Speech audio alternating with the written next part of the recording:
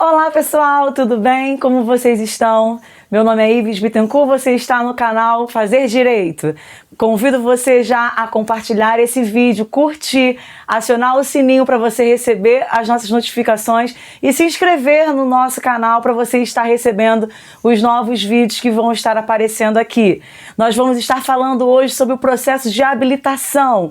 Fique conosco, logo depois da vinheta nós vamos estar aqui tentando tirar todas as suas dúvidas, beleza? Não saia daí!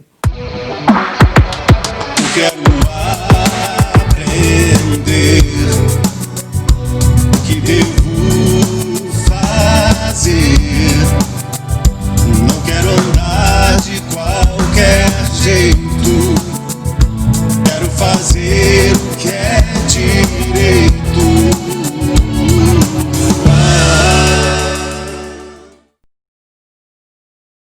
Bem, vamos lá, vamos dar início ao nosso bate-papo, né? Vamos tentar de uma maneira bem simples, tentar elucidar tudo que a gente puder sobre esse tema, ok? Como eu já falei, meu nome é Ives Bittencourt e eu sou advogada e adotante. Adotei 3 crianças, nós temos o nosso primeiro vídeo onde eu falo em relação a isso e depois eu vou estar fazendo um vídeo sobre a minha experiência sobre a adoção em particular, mas hoje nós vamos estar falando sobre o processo de habilitação. De repente você foi apresentado a esse universo, mas você não sabe nem por onde começar, por onde iniciar tudo isso. E aí você está se vendo perdido nesse mundo onde são passadas tantas informações, onde se parece ser tão burocrático, tudo tão difícil, tudo tão não palpável, e nós estamos aqui para tentar tirar as suas dúvidas, ok?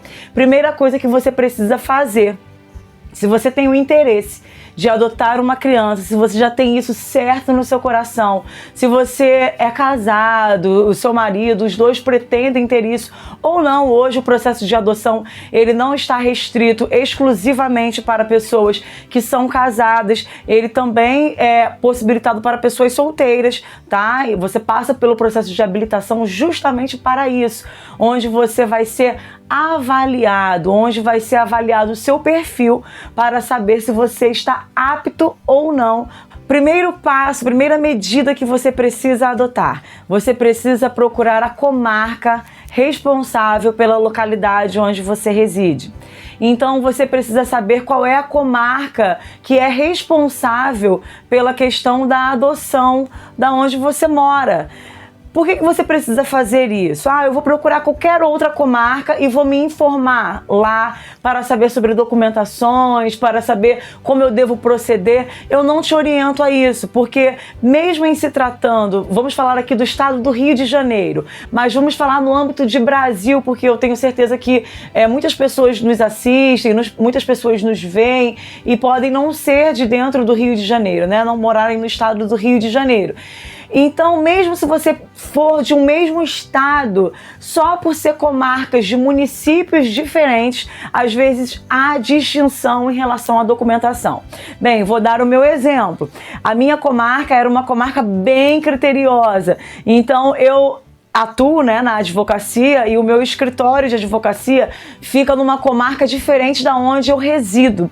E aí, como eu tô todos os dias ali naquela comarca, eu procurei a vara de infância e juventude daquele local, de Duque de Caxias, né, que é uma comarca que eu costumo estar diariamente, e eu peguei a listagem de documentos que era necessário para eu poder me habilitar juntamente com o meu esposo.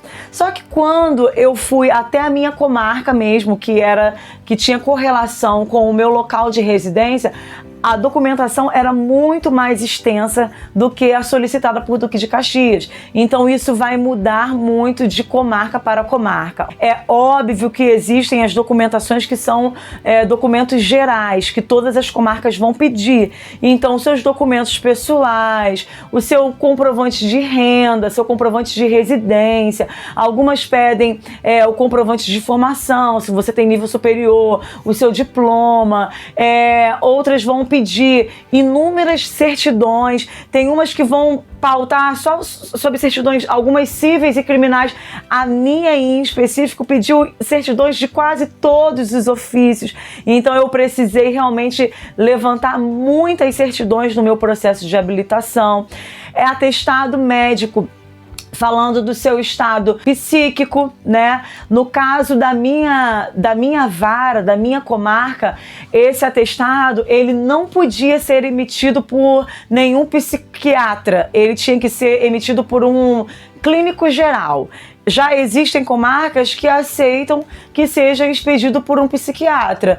Então, essas particularidades vai depender muito de cada comarca, de cada juiz, são coisas muito específicas. Então, o ideal é que você procure, ok, a sua comarca. Primeira coisa que você faça é procurar no site do Tribunal de Justiça para você ter o conhecimento de qual é a comarca responsável por atuar na sua localidade de residência. Outro tópico que a gente precisa estar falando aqui é sobre as certidões. Existem certidões que são gratuitas, que você consegue elas na internet, tá? Você vai lá, faz a pesquisa pela internet, algumas certidões criminais, você já faz e automaticamente elas são liberadas no mesmo dia para você, você consegue imprimi-las e sem qualquer tipo de custo ou problema ou dificuldade, você mesmo consegue fazer, imprimir a sua certidão. Outras não, outras você precisa procurar o cartório para você fazer o requerimento dessa certidão. E essas certidões, se você for diretamente ao cartório, para qualquer outro fim, elas são certidões pagas. Porém, para fins de adoção, essas certidões elas são gratuitas. Eu me habilitei no ano de 2015, eu iniciei o meu processo de habilitação. E assim que eu dei entrada no meu processo, tinha acabado de sair uma lei de número 7.076, que falava exatamente sobre isso, dando gratuidade às certidões quando elas fossem para fins de adoção. Ah, Ives, como é que o cartório vai saber que ela é para fim de adoção? Geralmente você leva a documentação mais geral, né, que o cartório exige de você. Quando você apresenta essa documentação, os seus documentos pessoais, comprovante de residência, renda, você apresenta esses documentos iniciais, vai ser aberto um processo para você. Você vai ter um número de processo judicial, porque o processo de habilitação, ele é um processo judicial. Ele vai tramitar junto à vara da infância e juventude. Então você vai ter um número de processo judicial onde vão acontecer dentro desse processo as etapas para sua habilitação. Você está entendendo? Então, quando você tem esse número de processo, você apresenta esse número no cartório, você apresenta esse andamento processual, você imprime onde contenha lá o seu nome, o nome do seu companheiro, do seu marido, né? E quando você chegar ao cartório, você não vai ter dificuldade nenhuma de você conseguir essa certidão de forma gratuita, ok? Outra dúvida que as pessoas têm muito, e aí esses dias eu faço parte de alguns grupos, né, de apoio à adoção, inclusive acho muito interessante que a pessoa que tenha interesse, que queira mergulhar nesse universo da adoção, ela participe de grupos de apoio à adoção, porque lá você vê muitas histórias, você vai entendendo um pouco desse universo e você vai ouvindo histórias para te fazer entender como que funciona. Às vezes você passa por algumas situações, por algumas demandas que te preocupam, que te apavoram, e aí você vai ver ali milhares de pessoas passando por situações, se não forem iguais às suas, bem parecidas, ou até piores do que você passou, e aí você vê que a sua situação não é tão ruim assim, ou que você não está sozinho nesse universo, e aí vai um dando realmente força ao outro, ajudando, ensinando, e na verdade a gente vai aprendendo desse universo, aprendendo a se tornar pai e mãe, aprendendo a entender as demandas de um universo, de um adotante, de um universo, na verdade, de pai e de mãe, né? Porque a gente fala de adotante, parece que é um universo distinto, que você é um pai diferente de qualquer outro. E, na verdade, toda criança, todo adolescente, ele tem as suas demandas, sendo filho biológico ou não. É claro que quando você mergulha numa adoção tardia, às vezes você vai ter algumas experiências, você vai ter algumas demandas um pouco mais diferenciadas, no qual você vai precisar aprender com aquilo tudo ali, você vai precisar ter paciência, você vai precisar se utilizar de algumas ferramentas para conseguir driblar toda aquela situação. Então eu pesquisando, eu vendo algumas postagens do grupo nessa semana, eu vi uma pessoa falando que foi até alguma comarca e que ela foi orientada de que ela só poderia dar entrada no processo de habilitação dela com advogado. Isso não procede, tá? A lei não fala em relação a isso. Eu não sei se algumas comarcas estão adotando esse procedimento, mas isso não é comum. Não é obrigatório ter advogado no processo de habilitação. Quando você entra para o processo de adoção, nós vamos ter vídeos lá na frente. Na verdade, nós vamos fazer todo o passo a passo da adoção, né? Até tentar tirar todas as dúvidas em relação a tudo que a gente pode falar sobre esse universo da adoção. Vai chegar um determinado momento onde você vai precisar, sim, de um advogado ou da defensoria pública ou de um defensor público.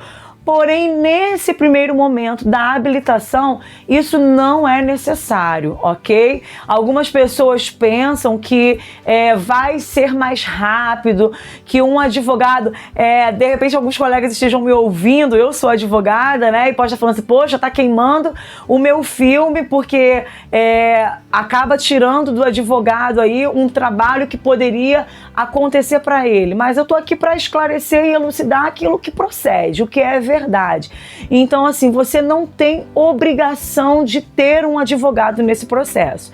É claro que eu, no meu processo, por ser advogada, eu conseguia olhar o meu andamento processual e entender algumas coisas que estavam acontecendo ali. Então, algumas pessoas contratam um advogado, às vezes por falta de tempo, para poder dedicar a ir à busca dessas certidões, a ir até aos cartórios para saber sobre o andamento processual, para tentar dar algum tipo de andamento. Então, acabam, para facilitar, né, a sua vida, a sua falta de tempo dentro dessa demanda, contratando um advogado. Porém, se você não precisa disso, se você tem um tempo para você poder ir em busca das suas certidões, para de vez em quando estar indo ao cartório, saber como é que está o andamento do seu processo, tal, tudo mais, você não tem a obrigatoriedade de ter um advogado te acompanhando nesse processo, ok?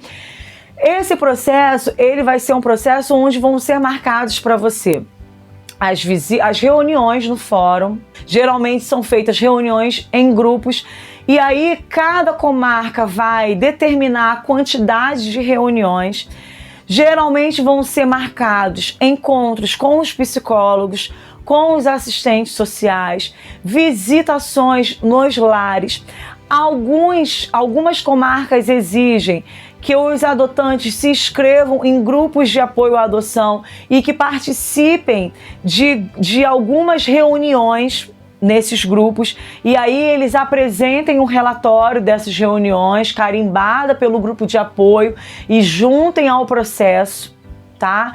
Isso não é obrigatório em todas as comarcas. Existem comarcas que não fazem essa exigência. A minha, particularmente, fez a exigência. Eu não me arrependo de ter participado, porque realmente, como eu falei aqui, é um momento de troca. Geralmente, nesses encontros, vão estar palestrando juízes, vão estar palestrando assistentes sociais, psicólogos, adotantes que já adotaram grupos de irmãos, fizeram adoções tardias, fizeram adoções de adolescentes. Então, esses encontros acabam, às vezes, ampliando os horizontes da gente. Às vezes, você entra para o universo da adoção com uma mentalidade, mas você passa a participar de alguns encontros, você passa a ouvir algumas informações e você vai ampliando o seu pensamento, você vai desconstruindo muita coisa que, às vezes, por conta de uma uma cultura, como nós falamos no vídeo passado, por conta de uma cultura que nos foi imposta em algum momento da nossa vida, às vezes até por conta de algumas coisas que nos foi imposta pelos nossos familiares, algumas ideias que foram trazidas a nós, por conta de coisas que nós só ouvimos falar, mas não sabemos na prática. Nós fixamos o pensamento naquilo, e quando nós ouvimos outras histórias, quando nós vemos outros casos na prática, os nossos olhos vão sendo desvendados e nós vamos mergulhando em um outro universo e vamos abrindo o nosso coração, às vezes, para uma outra modalidade de adoção, para um outro tipo de perfil. Então, o que você precisa saber nesse primeiro momento? Esse processo de habilitação é o processo onde você vai ser declarado apto ou não para adotar uma criança. Ele é fundamental. Muitas pessoas acham que ele é dispensável, né? Que ele é muito burocrático, que é uma mera formalidade, mas muitas pessoas, ao serem analisadas, ao passarem pelos estudos psicológicos com assistente social, foram observadas que aquele momento talvez não era um momento da sua vida que suportaria, que daria condições para uma adoção. Então a gente precisa entender que se existem pessoas que têm uma capacidade técnica de gerenciar isso, de estudar e analisar isso, a gente precisa passar sim por esse processo, porque na realidade o que precisa ser estudado e o que precisa ser analisado e colocado como primordial, na verdade, como centro de tudo isso, é o interesse da criança. Então a criança, ela não pode ser colocada nas mãos de qualquer pessoa, de uma pessoa que não tenha condições, talvez psíquicas, social, de naquele momento estar adotando uma criança. Eu tinha pedido para que as pessoas participassem, dessem opiniões sobre temas para nós estarmos falando nos nossos vídeos, e eu recebi uma mensagem da Jaqueline, que está lá na Espanha. Ela é brasileira e ela pediu para nós estarmos falando sobre adoções internacionais. Jaqueline, nós vamos estar montando uma pauta sobre isso. Quero te agradecer